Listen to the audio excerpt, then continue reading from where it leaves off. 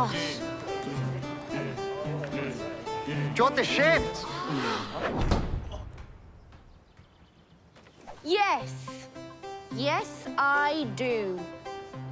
Eddie and Amber, they're both gay. They're having a pretty hard time at school because of it.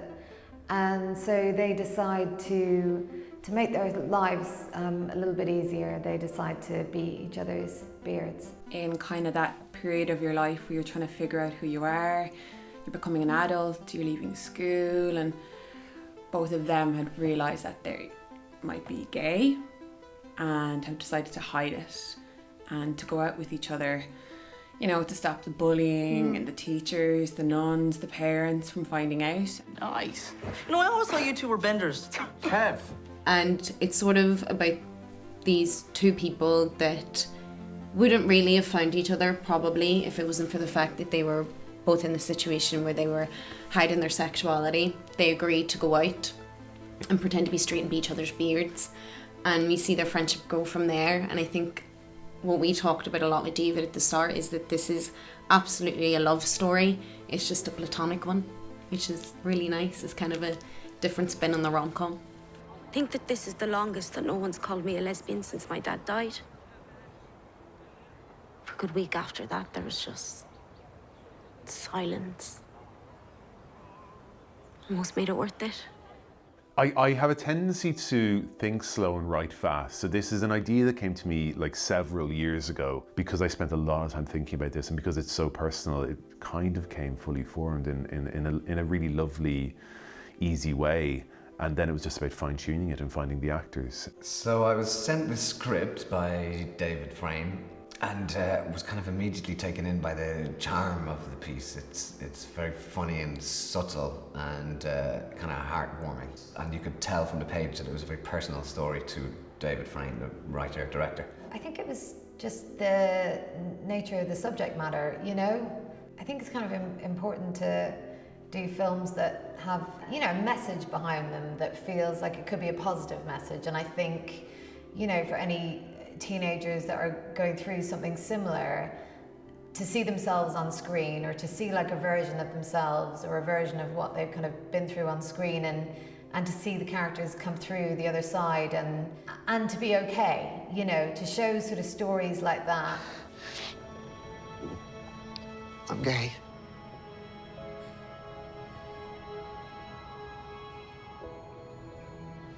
No shit. I'm sorry I was such a prick to you. No. I think it's always a difficult thing to go through, and it's a very personal thing to go through coming out. And I think even in this script, it's very important to me that it's actually not really his surroundings that are the issue for Eddie, and indeed for Amber. They're their own worst enemies. And it's about them coming to terms with themselves more than it is about their environment. I don't think we're missing anything. Not really. Me neither. And all my anxiety with making this film was wrapped up in finding Eddie and Amber. And once we cast Fiona and Lola, all my anxiety left me. I kept telling them that, you know, this film only works if people buy your friendship. And they've spent like the last 6 months just living in each other's pockets and becoming best friends. And it's amazing to watch, and seeing their chemistry on camera and off camera is just extraordinary. I feel like it was really important that we kind of grew the bond that we have now, because I think it translates to the characters. Yeah, and sometimes you get to the end of a shoot and you're like, I wish I knew that person this well when we started. Hey, Eddie, how come you didn't touch Tracy's boob? Jesus, Kev. Kev, what is wrong with you? It's true, he didn't. They just said it. Bend It's not my fault he doesn't like girls. Eddie is a bundle of insecurities, and he's struggling with his sexuality and his parents' unhappy marriage. So you never fucked yet? Hey. No. I'm just waiting for the right time. What's the matter? Can't get it up? At least I have a girlfriend. He's built up this artifice of masculinity, and is trying really hard to fit in with all the guys around him, and to go into the army and follow in his father's footsteps. It kind of takes meeting Amber to make him realise the potential that he has and the person that he can become.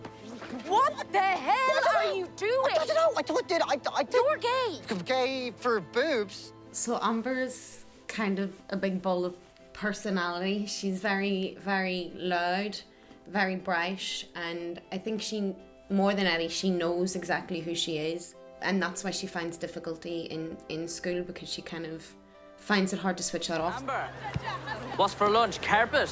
Not today. Your mum's getting shampooed. Oh, well.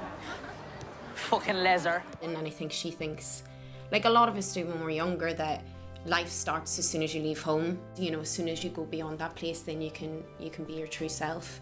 And she finds this wonderful friendship in Eddie where they draw out the best parts of each other. And I think we all have that friend that does that you, like on paper, this friendship shouldn't work, but it absolutely does. And at the end of the day, they rely on each other to keep their biggest secret. Yeah. And it's for them, it's what feels like an earth-shattering secret. If this gets out, it's the end of the world.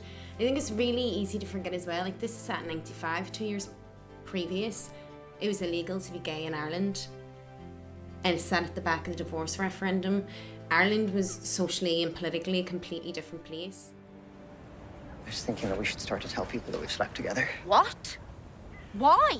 Because when you're as passionate as people think we are, it's the most natural thing in the world. And Eddie just wouldn't be the person that he becomes in the end of the film if it were not for Amber, because he's just getting to a stage where anything is easier than being himself.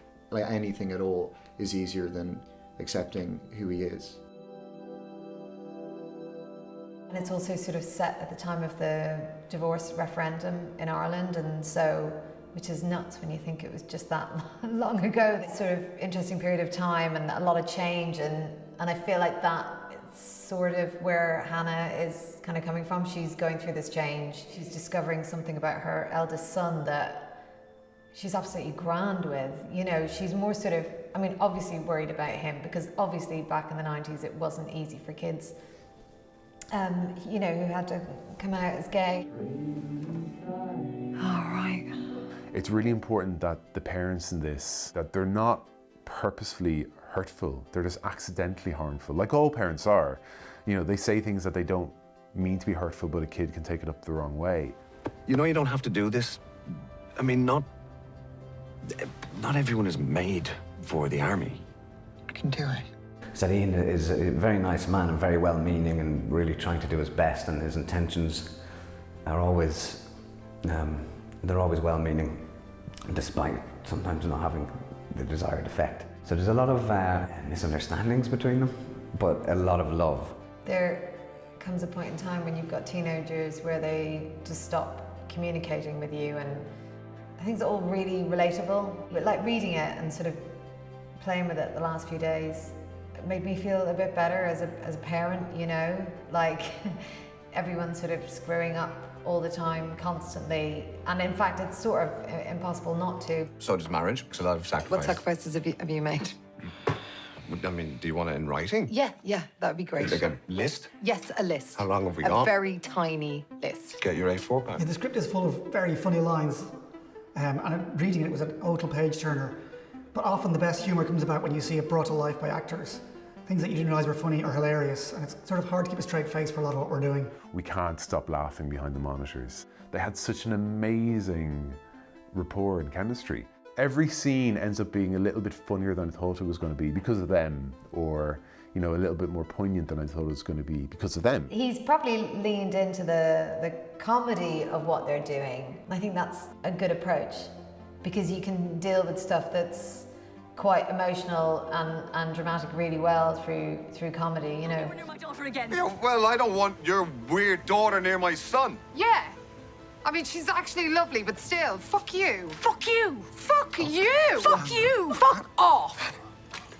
She started it. I don't know how we got Sharon. She's been a dream. I wrote the role of Hannah with her in mind, and she agreed to do it. She loved the script. She was, you know, really supportive of Irish talent and up-and-coming talent. So funny, so warm, just so brilliant with the younger cast and has such an incredible chemistry with Barry, who plays her husband. Like, I think the hardest part of this film in the edit is going to be just cutting down the funny moments, which is a really good problem to have. You're beautiful. Thanks. You're welcome. Just gonna... Okay. It's set in '95 during a divorce referendum in Ireland, which was for me kind of really the beginnings of liberalisation. I think it started in 1993 when homosexuality was decriminalised, and it's really shocking when we think about how recent that was, and you know, the idea of growing up as a teenager at that time and that mindset, the idea that you're not just immoral but you're illegal. So that's the backdrop in which the film is set, and then obviously to now, where we very quickly had, you know, marriage equality and repealed the 8th and all these other incredible things, and the Gender Recognition Act. So it feels like that was the beginning of a modern Ireland.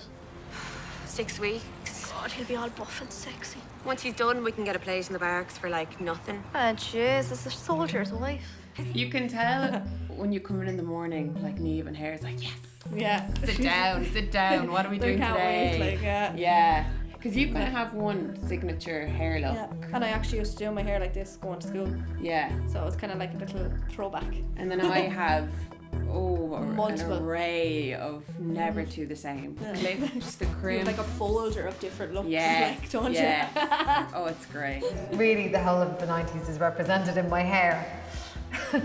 David had all his sort of mood boards and different sort of looks, and just like looking at pictures and sort of thinking about the character and, you know, what she would wear going to the shopping, or what she would wear when, you know, Son's first girlfriend comes around for dinner. And the hair, we just thought, you know, she would have got a perm.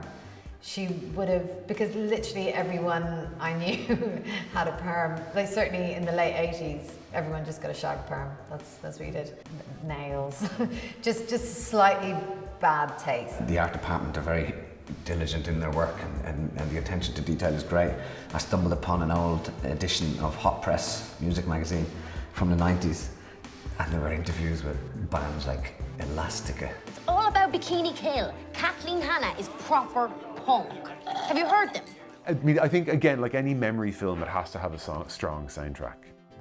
We've been treating the music kind of like another HOD, and really giving a lot of time to think about that. And then we have the incredible Stephen Rennicks, who's going to compose the film, who's a legend, who's done Adam and Paul and Frank and Room. And he's just got such a great affinity for the script and such a wonderful offbeat charm in his compositions, that I think he's going to bring something really extraordinary to the piece and really just finish it off and complement the songs and the soundtrack that we have.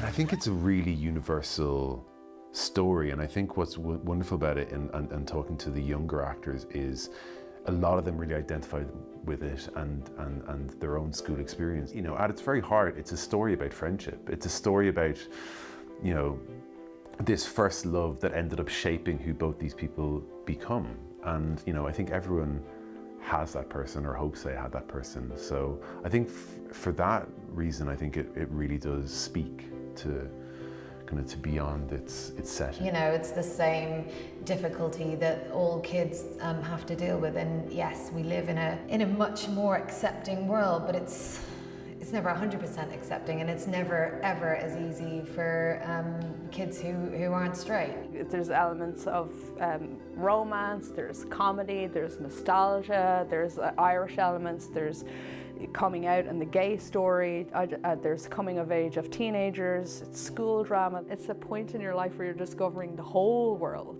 I think audiences are going to enjoy just seeing a really fresh coming of age story that you don't see, but that we all know. The emphasis isn't on romantic relationships. It's about finding your tribe and finding your people and finding the people that are going to bring out the best in you. Knowing where it is that you belong and feeling comfortable there, being okay with yourself.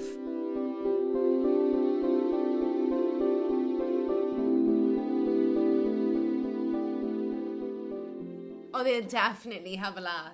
They'll definitely have a laugh. Who? The audience. Oh, sorry. The audience will have a laugh. It's not just us watching it. We're not just making this for us. I forgot where I was for a second. The audience will have a laugh. We're making a film. We're making a film, We're and making the a audience film. are It's going to called The laugh. Ears. The audience are going to laugh. Can I take two? Cut. Okay.